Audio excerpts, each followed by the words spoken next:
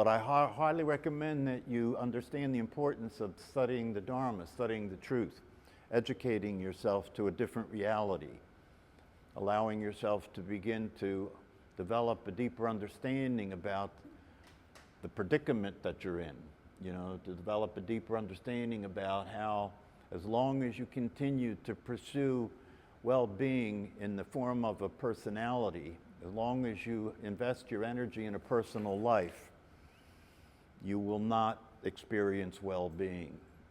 It's not possible. Personality cannot experience well-being because the personality is not conscious, it's not alive. It lives in thinking.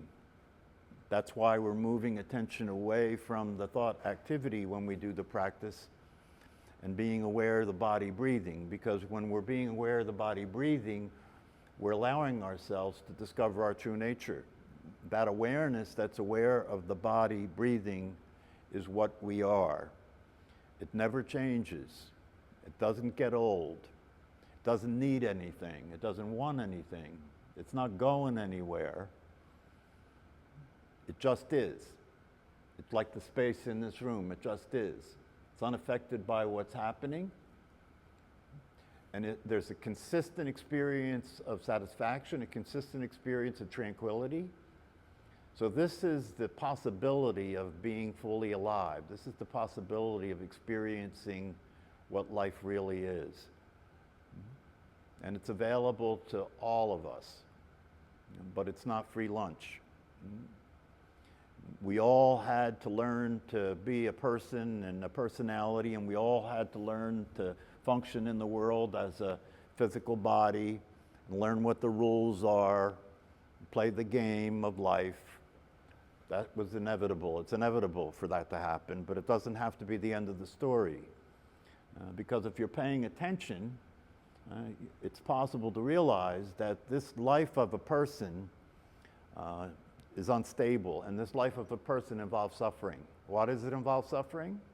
Well, there's a number of reasons. One reason is that once you consider yourself a separate self, once you consider yourself to be a physical body and your body is separate from all the other bodies, the 8 billion bodies, and once you consider yourself to be separate from the world and separate from life, now you're under threat, right? Because as the teacher said, it's like the relationship between a flaxseed and a mountain. If you consider yourself to be a separate self, then you're very small. You're very small and insignificant in relationship to the world and all the 8 billion people, right? So what are you doing? You're surviving. That's what you're doing. You're trying to get through this, unscathed. You're trying to get through each day without having to be upset. Doesn't work, right? Because it doesn't take much to upset us. We feel threatened not by things that are threatening our physical existence. We feel threatened when our personality is invalidated, when somebody makes you wrong, when somebody looks at you the wrong way, when somebody's in front of you on the highway, when somebody's walking in front of you and they're walking too slow. That's all it takes, right? Because the personality is subject to upset. And the definition of upset is unfulfilled expectations. The personality has this psychotic expectation. The personality has this totally unrealistic expectation, right? We don't stop and look at it too much, but it's true. Personality has a totally unrealistic expectation about life. What is the expectation? I expect life to go the way I want it, isn't it? I want everybody to behave the way I want them to be. I want the world to be the way I want it to be. I want my body the way I want it to be. I want my personality to be the way that I want it to be. I want my finances to be the way I want them to be. I want my family to be the way I want. It's madness. It's madness. Why? Because that's not the way it is. Things aren't the way you want them to be. They're the way they are. So it's a no-brainer, really, when you slow down and look at it carefully and see the truth. And the truth is that if you can get to a place where you can let everything be as it is, the suffering stops. Just by allowing everything to be as it is. Well, it's not that simple because you're programmed and you're conditioned, right? And so anything that happens in the world, right, that triggers a reaction in your mind where you start having these thoughts about, oh, that's not right. She's not right. He's not right. My family's not right. My mother wasn't right. The president's wrong. My body's not right. You know, the thought activity is constantly generating that kind of thinking, right? Reactive thinking, upset thinking. And then when that happens, it triggers emotional energy in the body, right? And so you feel annoyance, you feel anger, you feel depression, you feel anxiety. And then that anxiety and that depression or that anger stimulates more thoughts that are consistent with it. So it's a body-mind process. Negative thoughts, upset emotions, more negative thoughts, more upset emotions, like that. Until the only thing you want is to get the hell out of this condition, right? But don't worry, there's pharmacology. You know, don't worry, we have pills for everything now. So there's legal and illegal substances, right? There is television, right? There's all kinds of distractions, right? There's all kinds of self-help programs, right? So you can keep yourself busy all the time, distracting yourself, you know, from the bottom line, distracting yourself from the fact that the life as you're living it is not a workable situation. And of course, one of the ways we deal with it is to externalize the cause. We attribute the source, we attribute the cause of our unhappiness to that which is outside of ourselves, don't we? Yeah, you made me mad. You confused me. You upset me. You hurt my feelings, right? So we externalize and we say everything is coming from outside of ourselves, which isn't true. So it doesn't fix it. It doesn't work. In meditation, we begin to understand that once you develop an ability to see things from your true source, you can start looking at the crazy thinking instead of thinking you're thinking the crazy thinking. You can start witnessing the emotions and the thinking from a point of view, right, that is an actual, alive, real point of view that can see things as they are. And when you see things as they are, you stop resisting life because you realize that will never work. And you start considering the possibility of letting go and just allowing yourself to be in life and flow with it. You learn how to surf life instead of be hit by all the waves. It's no different than taking care of your car. If you don't take care of your car, it's not going to last long. If you don't take care of the body, it's not going to last long. And we need transportation to be in this world, don't we? Yeah, if you don't have a body, it's over. Right? So yeah, you know, the natural state is a state in which we allow ourselves to be realistic about life. We're not talking about pie in the sky. We're not talking about getting into some state of altered state in which nothing affects you anymore. You know, that's not going to work. No, this is a realistic, feet on the ground way of being in the world. You see things as they are. The body requires care and maintenance. The mind requires care and maintenance, right? But most of us are identified with our mind instead of realizing that the mind is something that we need to be able to use instead of allowing it to use us. Now, the voice in your head is the voice of the mind, right? And if you follow what that voice tells you without questioning it, right, you're crazy. And you don't have to take my word for it. Ask people that are related to you. If you blindly follow the voice in your head, right, what's it telling you to do? Eat chocolate cake. Watch more TV, right? Sleep a lot, right? Avoid confrontation. What? Yeah. That's the condition of life that most human beings are living. They're living the life that their mind allows them to live. They're living the life that the voice in their head allows them to live. So one of the things that is most important when you start to wake up is to realize you are not that voice. It's time for you to train your mind instead of being at the effect of it. It's time for you to train your mind instead of allowing it to determine the quality of your life. And meditation is a way of training your mind, right? Because if you're moving attention away from the thinking activity and beginning to experience yourself as the awareness of it instead of the thinker of the thoughts, you can start to have a more realistic view of what's going on there. And when it goes crazy, when it goes off the rails, you stop identifying with it, you stop participating with it, you stop believing what it's telling you, and you start experiencing the freedom that's possible when you're not identifying yourself with your mind. It's a worthwhile project, right? To start to train your mind so it can serve you instead of you serve it. You know, the way I often talk about that is, for most human beings, you're living in a room in a mansion. That's what you get to do. The mind runs the house, you get to live in a room, right? If you wake up and you start to train your mind, the mind gets to live in a room and it's your house.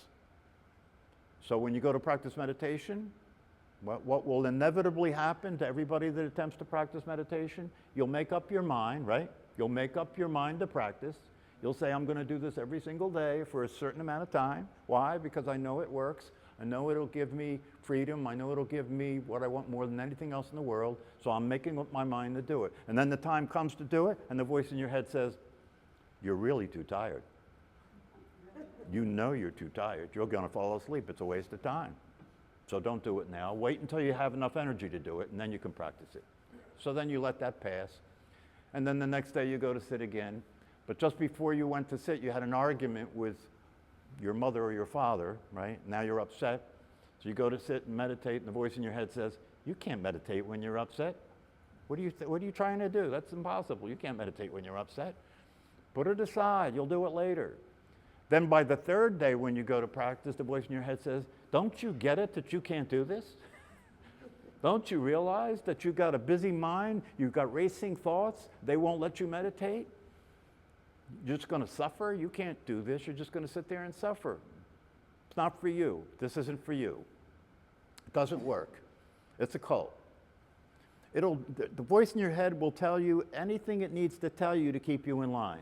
And what's that mean to keep you in line? To keep you playing the stupid game. To keep you playing the game in which you keep trying to get more of what you want and less of what you don't want. That's the mind game, right?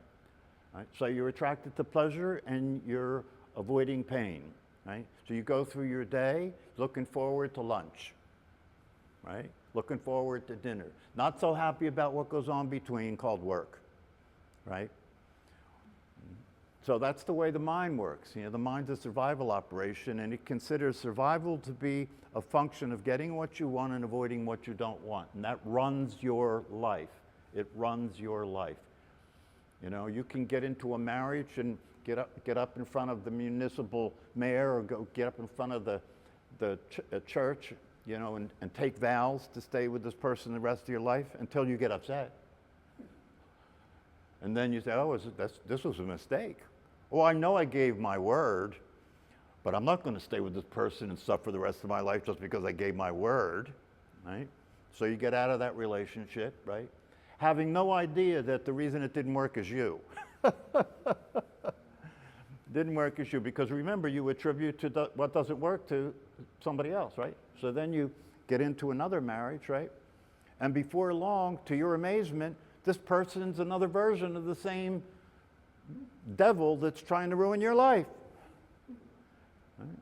And this can go on and on. You know, this can go on. People can, and I can testify. You know, you can go through this pattern several times without recognizing that there must be something interesting happening here. I used to say to the inmates when I worked in the prison, I used to say to them, did you ever stop and pay attention and notice that anytime you were in a situation that didn't work in your life, they were different situations at different times with different people, different circumstances, but the one consistent thing is you were always there. When things didn't work, you were always there. It starts to get suspicious that maybe you have something to do with the fact that it's not working, right? So when you practice meditation, you get free from the identification with a failed system, a failed personality system. You get free from identifying with that, and then you can pay attention to it and watch it, so when it's failing, right, you don't have to keep You know, you don't have to keep following what it's doing.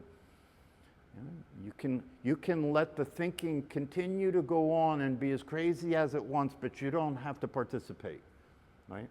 And if you stop participating, if you lose interest in your insanity, right, it'll start to unwind, right? Because it's not getting energy.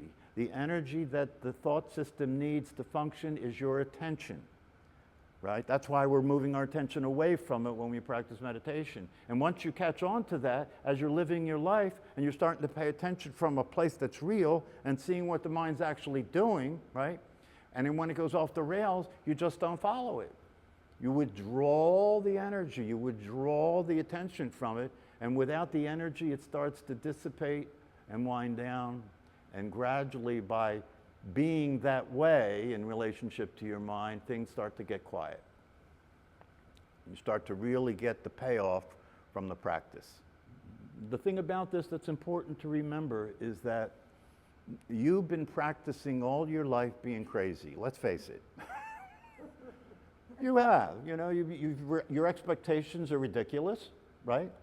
You know, the fact that you keep struggling and trying to control things and manipulate things and try and change things to get more of what you want and less of what you don't just keeps you busy 24/7, using all your life energy, wasting all your life energy, because this is never going to work.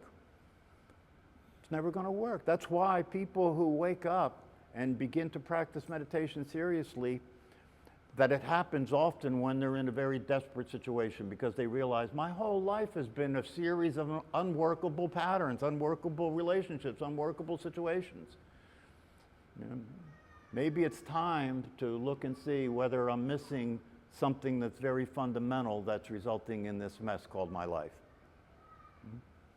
Sooner that you wake up to that, the better. And when you wake up to that, then you'll have the motivation to deal with your mind. So when it says it's not time to practice, you ignore it and practice. You practice no matter what. It doesn't matter whether you're in good health or bad health. It doesn't matter whether you're upset or you're calm. It doesn't matter whether you have money or no money.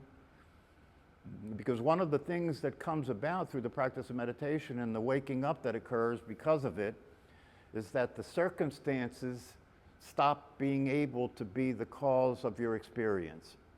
The circumstances and the situations in your life lose their ability to affect you. Right?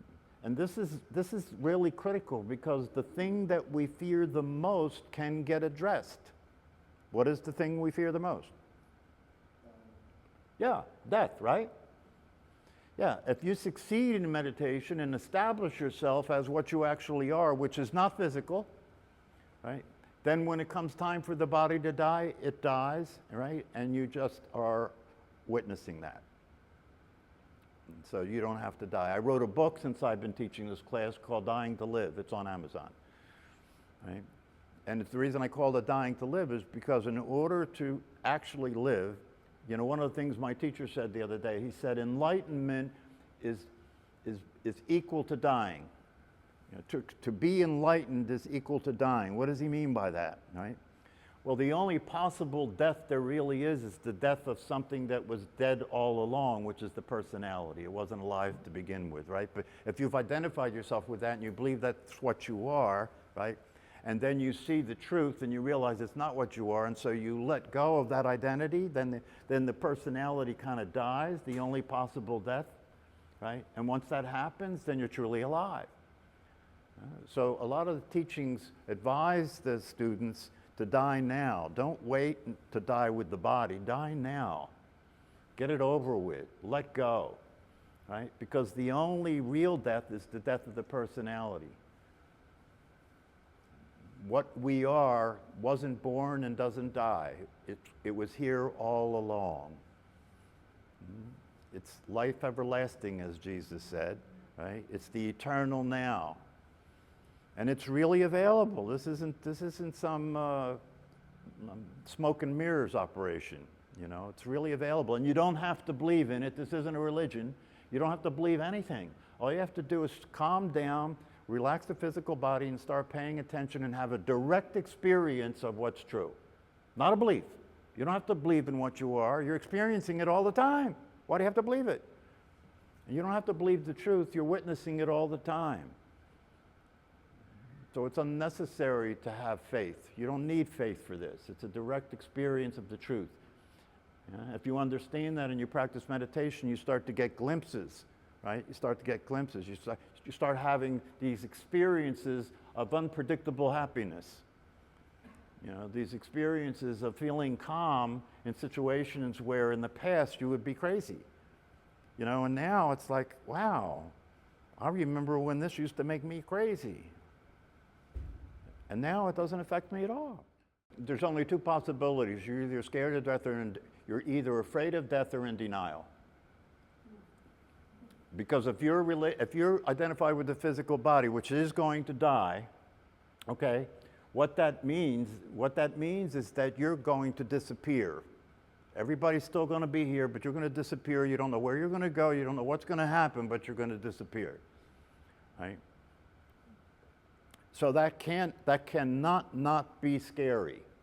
Even if you're successful in waking up, and because you wake up and experience your true nature, you lose most of the fear of death, right? But there's still a little there. Why? Because the nervous system needs it, right? Because in order for the body to survive, it uses fear to protect itself, to run away from threat or to attack somebody that's threatening you. So when the body's dying, there will be fear there because it uses fear to survive, but it'll be a very little fear compared to the tremendous, disturbing, tragic experience that most people have when the body dies.